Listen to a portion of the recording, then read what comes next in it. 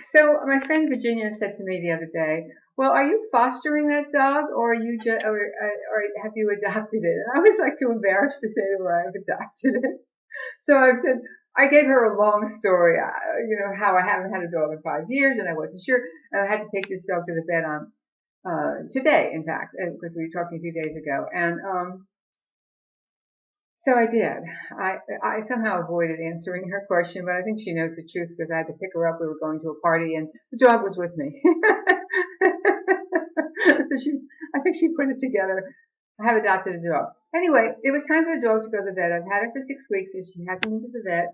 And I had adopted her from a rescue place and she had all her shots and she's been spayed, but who knew?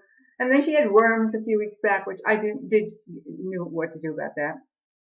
Okay, so then I realized I was very nervous about taking her to the vet because I don't know. I don't know. What could they find something wrong with her? And I'm beginning to really like her, and I don't want anything to be wrong with her. I want something to be right with her. So, yeah.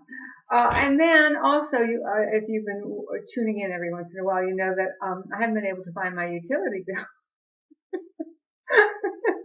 And also my telephone bill was due, which I've never gotten. But the telephone bill is easy because they have like these little kiosks around town. You can just pay your bill if you know your phone number, which I do. So I figured out, okay, I'll just go pay the telephone bill, and then I'll go over to the vet, and then I'll deal with the electric bill another time. And you know what I was thinking about convenience and inconvenience. And I'll tell you what happened to that in a second. But a lot of there's a whole bunch of stuff about convenience, like there's all these little gadgets you can buy now, and you can tell them to change the channel on your TV, or play different music, or I don't know, tell you what your blood pressure is, or give you a transfusion. I don't know, it's crazy. And also cars that you don't have to look behind yourself to back up. It shows on the dashboard, and I think these things are very dangerous because you remember use it or lose it. Remember the old thing, use it or lose it. I'm thinking, I don't want to lose it. I want to use it. I like looking out my window and see what's going on. So in a certain way, probably this looks very inconvenient. Although I'm certainly old enough to know or remember when you either mailed your bills in or you could go to a bank or something and pay your bills there. In the small towns, you can still do that. So I like it. I just went over to a market and I put some money in and they gave me a receipt and I went, oh, good. This is good. So then I went to the vet's, and I was all nervous because I was going to have an exam with the dog. But as it turned out, the vet wasn't there. The groomer was there. And by the way, the groomer spoke less English than I speak Spanish because my Spanish is más o menos, and I practice. And one of the things about Spanish is you don't pronounce the G. So when I asked him who he was and he told me he was a groomer, I went, it took me a while. He's the groomer.